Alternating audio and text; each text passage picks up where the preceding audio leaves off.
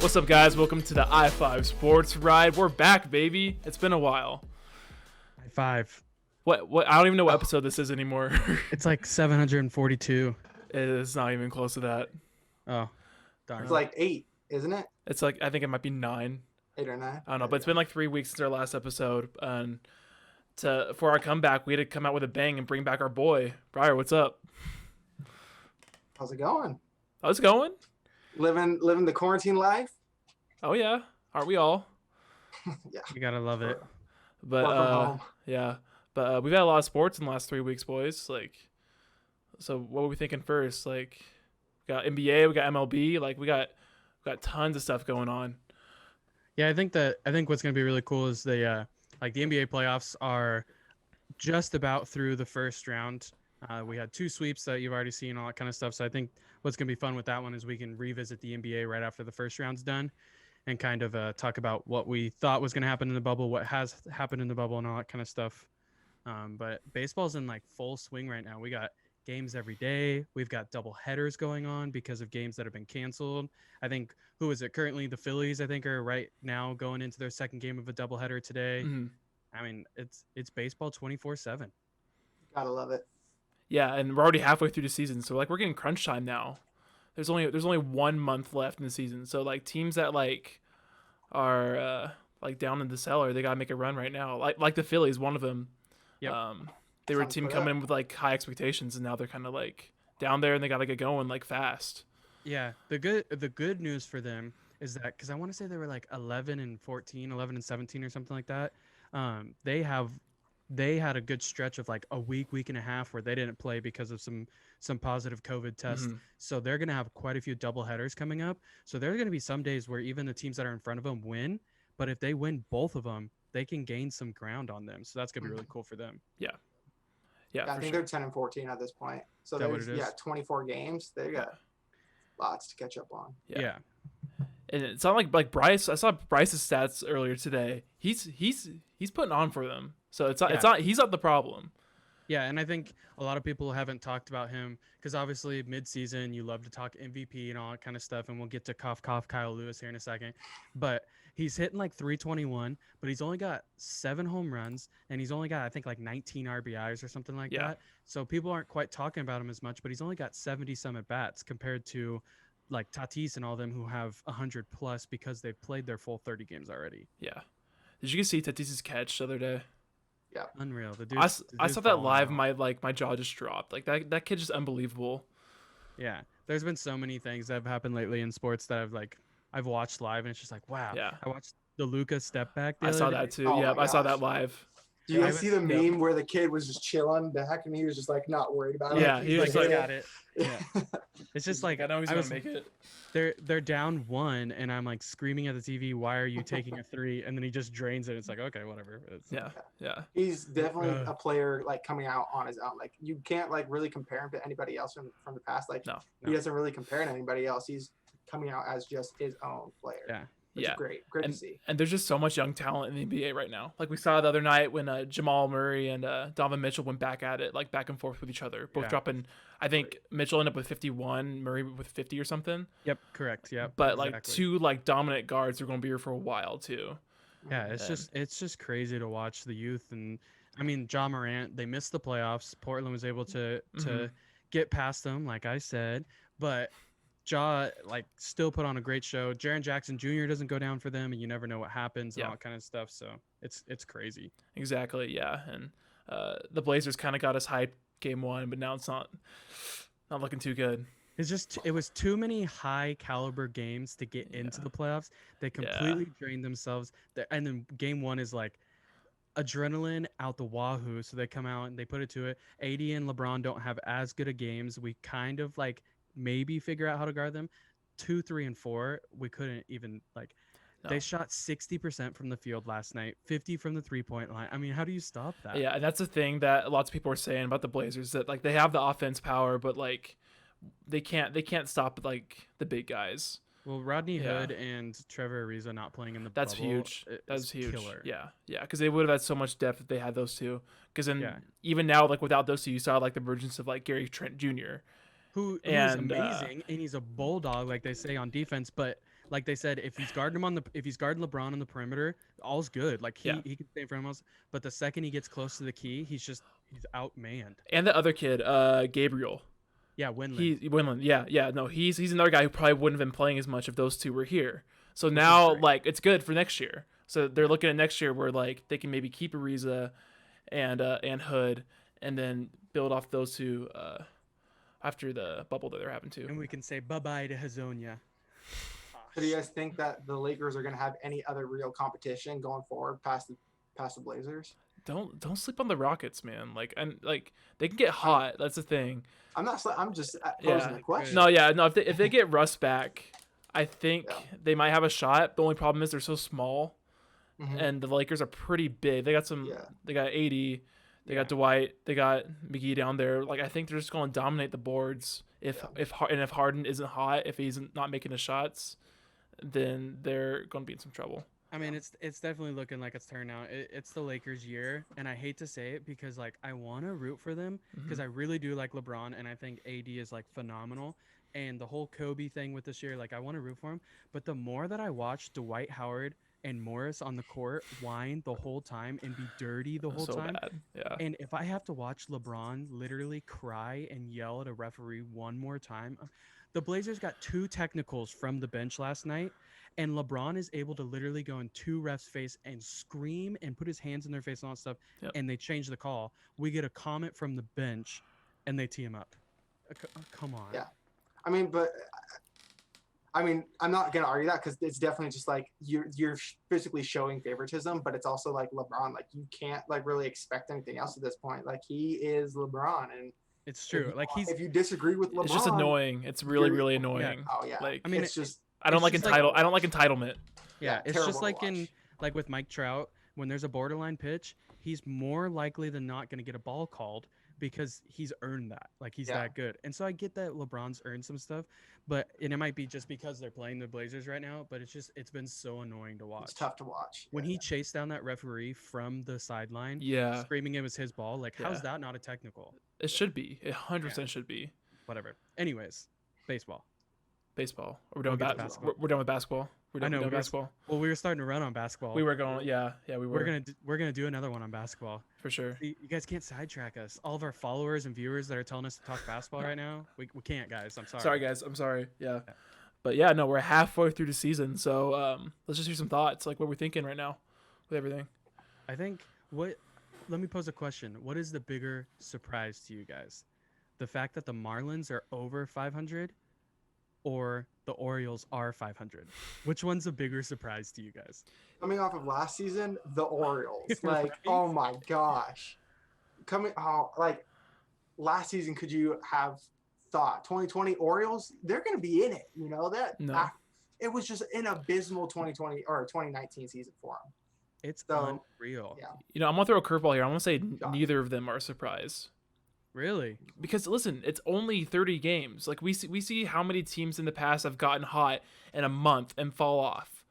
So Yeah. True. I was totally Right, expecting to matters. see I was totally expecting to see some like a couple of these like teams who were supposed to be in the bottom to just go like get on like a total hot streak out of the gates. And so I'm not completely surprised I'm seeing teams like the Marlins and the Orioles in the hunt still.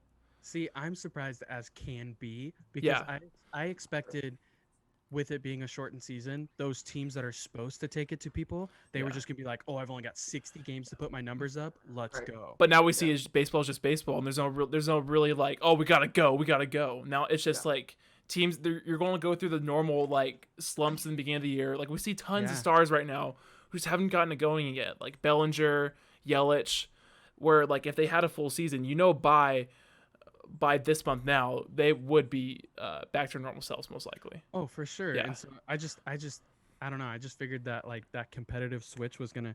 I mean, like I took Christian Yelich #1 overall, expecting him to just tear. He still like has only got me like. He's like batting around 200 right now. It's killing me. Yeah, It's killing me. I'm sorry, Ashley, but it's killing me. About ready to trade him. I'll take him. I was gonna say, I'll take it too. No, I think I'm good. You trade him, and then the second half he just goes off. at like 400 and just I think I'm I'm good. That's a guy you can't trade because he's going to get going. We'll do for all of our social media followers, we'll do like a little update on our fantasy league on Who? our social medias. We'll bring in JB too.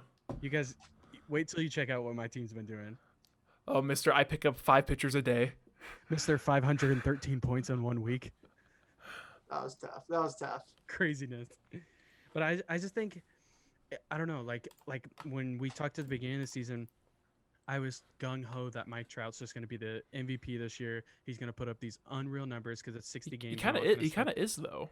He's starting to. He's definitely starting to Yeah. really put up those big numbers. But like at the beginning of the season, he wasn't. Like Yeah. he wasn't. After he had the kid. After he had the kid.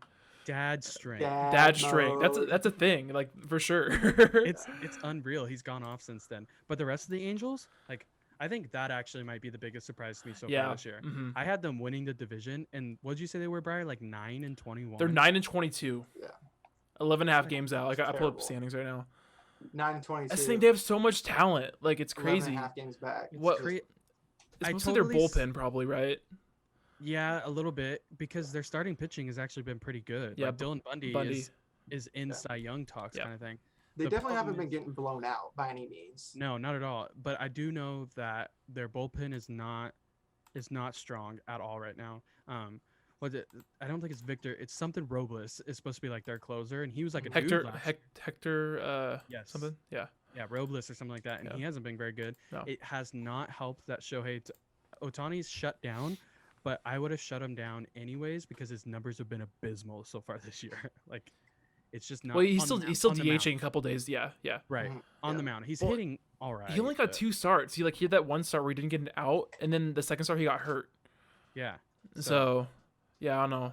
they were bad numbers though, so I don't know if it. Hopefully he They was were. hurt still the whole time, but I just don't know if he's gonna throw. I don't think he can. No. Yeah. I think So looking back on when the Angels got him over top the Mariners, you guys still happy about that?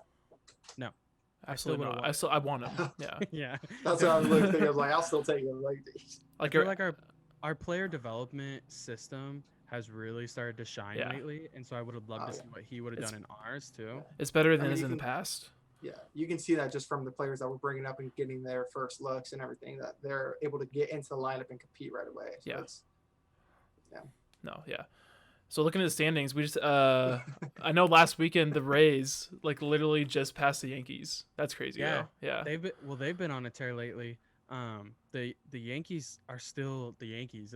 It's not like they've fallen, but I will say that it hasn't helped that I believe Aaron Judge is just coming off the injured list. Mhm. Giancarlo Stanton is still on the injured list. Yep. Gleyber Torres went to the injured list. Paxton Paxton went to is on the injured injured list, yep. list. There was one other pitcher too that they have that went to the injured list, and it's like, well, Yikes. and they're still 5 games behind the Rays. You No- know, the Rays have played 30. The Yankees have only played Yep. 25. So with those 5 games, you know, who knows what's going to happen? Yeah. exactly. And I mean, that's unless those 5 games are against the Red Sox, and then you do know what's going to happen. Because Exactly. at this Yeah. point, 9-20 with the Red Sox are Oh, not. And it's been a bad 9-20. Not like the Angels where it's like, okay, like they're losing pretty. It's been a bad 9-20. yeah, their run differential's minus 42. Okay, There ours was like is- one ours week is where they 50. were like, No, ours is 38 they minus gave them 38. 8 runs every single game. It was just terrible. Yeah, it's pretty bad. But I mean, I'm with you that it's weird that actually the Yankees technically are still in first place right now. Yeah. By half a Oh, game yeah. because of their win percentage because they've Mhm. played less games. I've got it right here that they're half a game, 16-9 rather than Mhm. 19-11. ESPN says Rays are half a game ahead. Did they? Okay, so Oh, either no. way, they're right there. They're right throwing- there. throwing- It's throwing yeah, punches. Even, yeah. Toronto has started to heat up now. They're 14-13, and without Bo Bichette, it's gonna not help a little bit. But I mean, Oh, did he get I think- hurt? yeah, he's on the IL. Oh. I've had him. I I've had him didn't know stashed on that. my injured list on fantasy baseball for a little while, and they said that they're confident. They're pretty confident he's gonna make a return this season, which means probably not. Yeah. That doesn't sound good. Oh, yeah, I mean, again, and it's like we're already into the last month of baseball. Like we have a month left before playoffs. Right. And of Yes. course, we have the expanded playoffs, but you still got to compete to be able to get there. And then once you're there, you got to put up Yeah. to stay. So it's I feel like everything is starting to kind of, I would almost say flatten back out, like kind of get back to normal. Like we talked about the Orioles getting off to this crazy start. They're starting to, like they were way above 500 before, and now they're right at 500. 3-7 in their last 10. Yeah. Yeah, Well, and the Rockies started off and they were 13-2 to start the season, I think, just like the Mariners, and they were like 11-2 to start the season, and they're 2-13 since. Yep. Yeah. Yeah. So things, And the Marlins are 3-7 in their last 10 too. yeah, things are starting to get back to where Yep. they should be. But it's really going to be, I think the thing that's going to be probably the most fun to watch for the rest of the season is that AL Central. I mean, you've got Yeah. Minnesota at 20-10, the White Sox at 17-12, and Cleveland at 17-12. Yeah. And they're all going to play each other more. So it's going to be interesting to see if they beat up, if one team is going to rise above the rest of them and beat up on the other two enough to drop one of them out of the wild card, or if they're just going to keep beating up on each other and still give. I mean, like we talked about, the Mariners are sitting at 11-19 right now. There's the top two from every division are going, and then 2 wild card positions. We're only like 3-4 games out of a wild card position right now. Yeah. Here's the thing though, you got to finish at least 500 to make that at large spot, I think. For sure. So that means we're going to have to finish 19-11 the rest of the year. Is that Very you guys see that as doable? Like it's mean- very doable if we see the starting pitching like we have. we have the last weekend. Yeah. I mean, you have Justice Sheffield, Justin Dunn, and Nick Margavovich. I've been practicing it. Has they've shined like crazy. And the coolest thing I think for Mariners fans that you can watch is you've got Justin Dunn and Justice Sheffield at 24 years old, and Margavovich is only 22 years old. Yeah. Like There you go, for sure. that's so good to see, and it's so good to see a lot of starting pitching coming up because I think Justin Dunn really has a bright future, but I would also love to see him kind of maneuver his way into a bullpen role. And so if Margavovich can get a starting spot, and you get Gilbert coming up, and you get George Kirby coming up, and you get who did we draft this year? Hancock. Emerson. Yeah, Emerson Hancock coming up. I mean, Yeah. that's going to be a really good starting rotation, and then you could have some dudes in the bullpen. Taylor Williams has been exceptional coming out of the bullpen, which is awesome. Justin Dunn seems like someone who would thrive as a closer. Just let him come in and just let him come in and just unload because he's got that velocity, but he only keeps it around I think 93, 94. Mm-hmm. He's someone who can come in and probably pump 98, 99 if he needed to, and he's got the stuff to it for it. So if these other guys work out and Justin Dunn is kind of on the still kind of struggling a little bit, has a couple good starts here and there like he has this year, then he's totally a guy who could take that closer spot. Yeah, and keep going. They've talked about that they some of the commentators and some of the player development staff have talked about that they want him to further develop his off-speed pitches. Mm-hmm. They said that he's got a curveball and a slider, but it basically kind of works the same. So he really just has one off-speed pitch, and they want him to further develop his changeup. If he becomes a closer, further developing the changeup will help a little bit. But I mean, look at what Diaz did with us in 18 with the 57 saves. Fastball slider. Fastball slider. That's all you need. Look at Mariano Rivera. I was going to say Mariano Rivera. He could have stood there and said, "Cutter, cutter, cutter," coming at you, and they're not going to hit it. No, yeah. Another thing, What are your who is it? Brad Adam, who has the 3 keys. What's the pregame? The 3 keys. So what are your guys' 3 keys for the Mariners to go 19-11 in the second half? That's a good question. I like that. See, Briar, you're good at this. I like you're it. good at this. I like it. I like it. I think my glaring first key is for us to find a little bit more consistency in our lineup. Mm-hmm. We have a lot of rotation going, which is great. I love seeing the young guys come up and all that kind of stuff. But I mean, we've had so many different starters in our lineup so far, and I think we've given a lot of people chances. I think we need to start finding some people. Sam Haggerty has come off to a really hot start. Okay, ride that. If he wants to, Tim Lopes needs to stay in the lineup. Dylan Moore needs to get healthy and get back into the lineup. We need to figure those things out. I think it's going to be interesting because D. Gordon just hasn't done what I was hoping he was going to do at the beginning of the year, but he hasn't had a lot of the time. But if you're moving on from him, move on from him now. And so I just want to see a little bit more consistency in that starting lineup and see what's going on. Yeah, I agree with that. I think a big thing is to get those guys who are batting in the 150s right now. They need to get hot because we can't rely on the Kyles, including Austin Kyle Nola. We can't rely on that top 5 in the order. JP, who's been batting, Dylan Moore. He'll be. What's his injury? He'll be back, right? Wrist. He has a sore wrist. Okay, he'll be fine. He'll be back. So we can't rely on those top 5 in the order to go 19-11. That's just not going to work out. So we need to get guys like Shed, I would call it Fraley. Maybe he gets hot. Get Tim Lopes a little, like, I don't know. We'll see. But think we need to be more well-rounded 1 through 9. Yeah. Definitely need to be consistently getting on base for the Kyles and those occasional bloops and blasts just to be able to get those. I'm tired of seeing one like solo shot home runs. Yeah. I want 2-3 run home runs, and it's just not happening. And so like you get this surge of like energy through the dugout and through the team, but then you can't put it up because it's like you get one home run. It's like, okay, you start off to a good start, pitchers are solid, bullpen comes in, and then it just Yeah. and it For just sure. flies. You bring up the feel and like hear the air just sizzle out of the dugout. and you bring up the bullpen. That was my next key. You need to ride the hot hands in the bullpen. We are not a bullpen where you can have like a specific setup man, a specific 8th inning guy, 9th inning guy. You need to ride the hot hand. I think we see that with management sometimes that he doesn't do that. He has his plan coming into the game where he's going to bring in Altaville in the 8th, Williams in the 9th. Mm-hmm. Well, if you got a guy in 7th, say, I don't know, who's the guy in our pen? I can't think of anyone. Aaron Fletcher was thrown really well. Yeah, say Fletcher is throwing really well in the 7th. Let him keep going until he's just out of gas or starts struggling. With these young guys, ride the hot hand because you're not going to be able to. You don't have a Hader in the 9th. You don't have a Chapman. So just ride whoever's hot.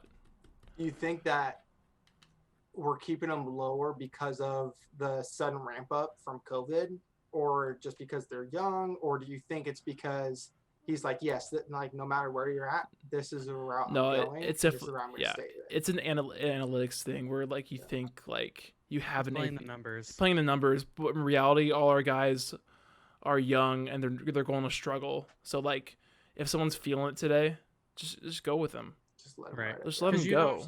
Like we talked about, like I said, Taylor Williams has been really awesome in that closer role for us so far, but you never know with him.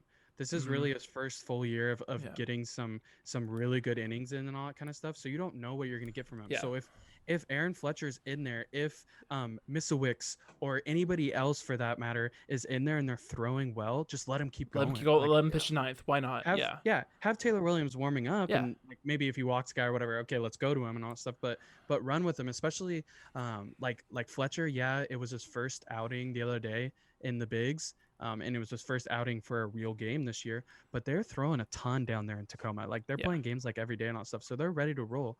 And I think another part of that, along with our bullpen, to be able to allow us to do that more and to relieve it, we have to have our starters go deep. Yeah, exactly. And by deep, I don't mean they need to throw complete games. They don't need to get into the 8th inning and all that kind of stuff. But I would say that probably for our starters, at least like 75% of the rest of their games that they have left to start, they need to work into the 6th. Yeah. Like we can't have those 4 or 5 inning outings because even if we can get into the 7th, like I feel like our starting core can get into 7, and it's just like it's disheartening to see someone who's pitching well. Like I understand if you don't have a good start, like you need to be taken out. But if you have a good start and you're at least reasonably low on pitches, let him keep going at least into the 7th, because right now I'm like, you can look like once we get into our bullpen, it starts to go down and people start to consistently get hits. And it's like, if you can ride your starter longer, give your offense a better chance to like continue to stack up runs and then get more confidence into that reliever by the time that they come in, like you need to be able to do that. But it just seems like they just won't let it. I pin it as the Felix Hernandez scare. I think what is going on is we had this guy, in case you guys have never watched baseball before, named Felix Hernandez, who was unreal for us for like 10, 11 years and then like just hits a wall. And it's because if you look back at if you look back at his numbers, he threw so many pitches and so many innings when he was in his prime that they're basically saying we killed his arm and he's got nothing left in the tank and all that kind of stuff. Well, I don't really think that's the case. If you look at when he came up, our player development staff is not as good. Our workout staff is not as good when he was coming up on all that stuff. So I would like to see how he took care of his arm, but also it's the fact of like Felix Hernandez is a different beast than everybody else was. Like when he went out there, he threw his arm out of his shoulder every single time. So doing that doesn't really help you. Marco is not going to hurt his arm. Yeah. He throws a lot of off-speed stuff. He throws a lot of soft stuff. He knows what he's doing. He keeps his body in really good shape. All of our pitchers are in really pretty good shape. I mean, it's a whole new world. There's so much technology out there too. You get out of the game when you're done pitching, and you go into the clubhouse, and you basically like jump into like a machine that goes over your arm that is Yeah. like basically giving you a brand new arm. Like, let him go. Yeah, no, you bring up Marco, and that's another key for me. Is Marco needs to continue being that number one guy, because he's been hot lately. He is that guy who's going to get you 7 innings every or 6 days, I guess now. But that's huge for the pen and huge for our other guys too. So he needs to keep being that number one guy, and yeah. Well, the thing too with Felix, when you bring him up and talking about how he threw his arm out, like he couldn't adapt either. He used to be a power thrower who would go down and be able to throw 97, 98 consistently just through into the strike zone. Then all of a sudden you're throwing consistently 92, 93, and people are catching up to you. Hitters are getting better. Hitters are getting quicker. You can't just like blow by somebody at that point, and he couldn't adjust. Yep. And I think that the Mariners as an organization probably didn't help him adjust very much, because they still we were all there. The king was the king, and you don't touch him. He did what he wanted to do. Exactly. And it's like at that point, I mean, you came in 2005 was your rookie year. 2019, 14 years later, you don't have the stuff. You have to adjust. Mm-hmm. And I don't think the Mariners did him a allowed him to adjust the way he needed to, and provided him with constructive criticism. They're just like, go out there and do what you got to do.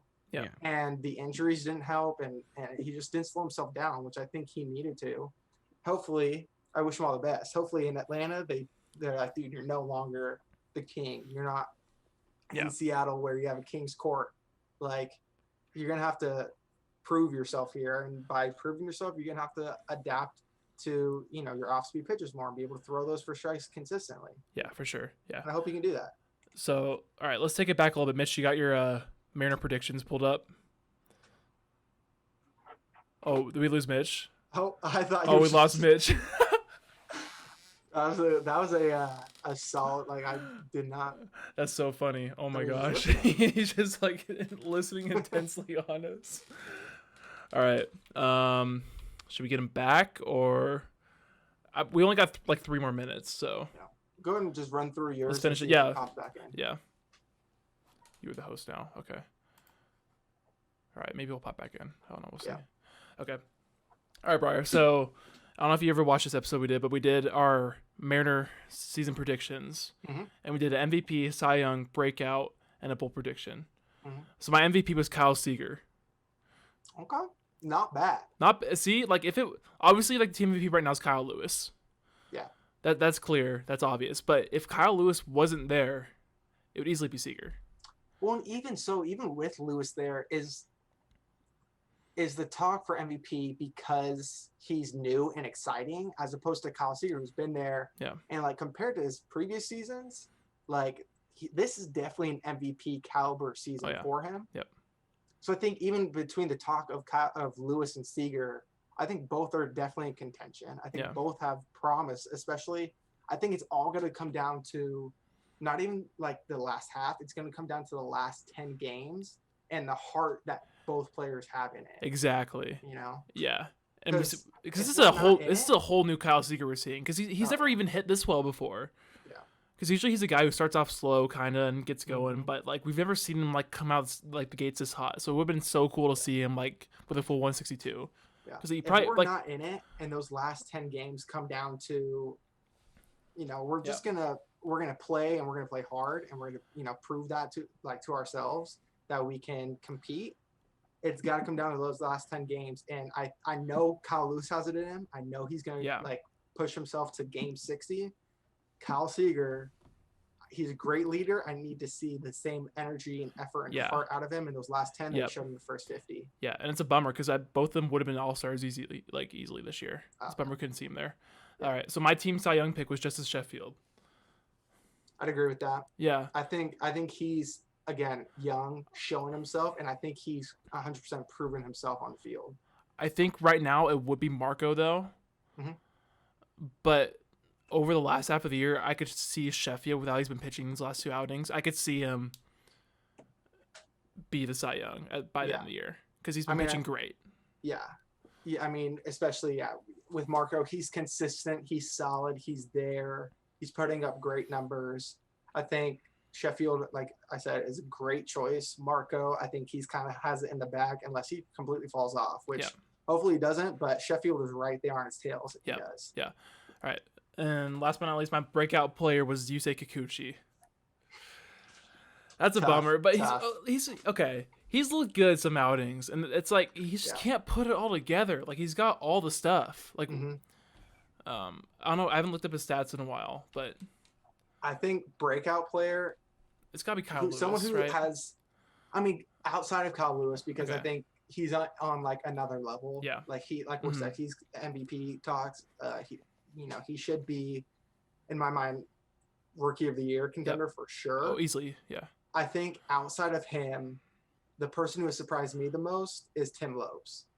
Yeah. I think he's been consistent. I think he's been solid. I think he's proven to everybody that he deserves to be on the Major League roster, that he can be consistent and continue to play at this level. Yeah. And I'm very excited to see where he goes. Yeah, even on that Tim Lopes level, Dylan Moore too. Someone who was just like last year, they kind of bounced up and down. They were the utility guy. Both of those guys, like I think Dylan Moore more so, because Dylan Moore is proven to be like an everyday player. Yeah. And I think he's 28, 29. So he's a guy who could will definitely be on the roster next year. Yeah. And I'm excited to see hopefully he comes back from the injury. But and as much as I like Austin Nola, and how well he's done, I am very excited to get back to kind of like where we were supposed to be looking at for this season. An actual catcher. Yes. Because Nola has only been catching for like 3 years. Oh, there he is. He's back. And that's all we have today. We had like this big old power, everything turned off and then came back on, so I had to wait for the Wi-Fi to boot back up too. But yeah, we thought you were just listening. You were literally just like on the camera like this. Did I freeze? Did I just freeze? You freeze, yeah. It was so funny. Gosh dang it. But no, okay. When's Tom Murphy coming back? So he got put back onto the 40-day or the. Oh man, that's a bummer. Yeah, and so they. I wouldn't even. That's a bummer. Yeah, because I think this team would have been so much better with Tom Murphy. Yeah. Because as much as I love Austin Nola's bat, Tom Murphy just gives us that real, actual catcher back there, like with the pitching staff. Austin Nolan has come strides, which actually could be really helpful for us. Like they've talked about, he's become an even better catcher. So now he's going to be a really, really solid backup catcher in the future, which is awesome. But if we have Tom Murphy, Austin Nolan gets to work around the infield a little bit more. Maybe DH, give DH a little bit. Maybe give Seager some days off at third, but allow him to still hit. He can even play the corner outfield spots. Yeah. So that would just be. It would basically be like we're adding Tom Murphy back into the lineup, which we talked about trying to get better production from like 6 through 9. That would have given. Would have been huge. Yep. Oh, yeah. All right, guys. Well, we can wrap it up now. Any last thoughts? Yeah. No, I just think it's gonna be a really interesting second half of the season. So if you haven't watched much of it, I would highly recommend it. It's been very interesting to watch without fans in the stadium, but it really hasn't made a difference. Like there's still those faces behind home plate, so you don't get to really make fun of a lot of people because it's the same people you see every single time. But the crowd noise that they pump in, the different sounds, all that kind of stuff, the way that they play. Pretty much the same. So it's really nice to see how much work the MLB and individual stadiums have put into it. So I would highly recommend trying to catch some games. The doubleheaders are only going to be 7 innings. So if you're not that big into 9-inning games, watch the 7-inning games. Do something. Watch the Roots rewinds on it, so it goes through the dead balls and all that stuff. Like it's going to be really cool to see. I hope that we see some of our players stay hot for the rest of the season. I'm telling you, I said it at the beginning of the year, Kyle Lewis MVP for Mariners. I think he's got a real shot at MVP for the whole league if he can get some of those numbers up, and some of those other people like Charlie Blackmon and all them are starting to kind of fade off with their averages and all that stuff, where Kyle is still pumping it. Yep. Be on the lookout. Yep. I'd love to just see a 19-11 finish, and I just want some contention. Yep. You know? Let's get like 3 games out like with a week ago. Just give us a chance. Yes. Yep. Sounds great. And bring up Jared Kelenic. Bring up Kelenic at Briar. Bring up Yeah. Kellogg. I'll back that. Bring up Yeah. Kellogg. Yeah. There we go. All right, Mitch, sign us off, buddy. All right. So once again, we'd like to thank you for taking this exit with us, and we'll see you. You guys want the other one? Yeah, I don't even know. We'll see you whenever we see you guys. Take care, guys. See ya.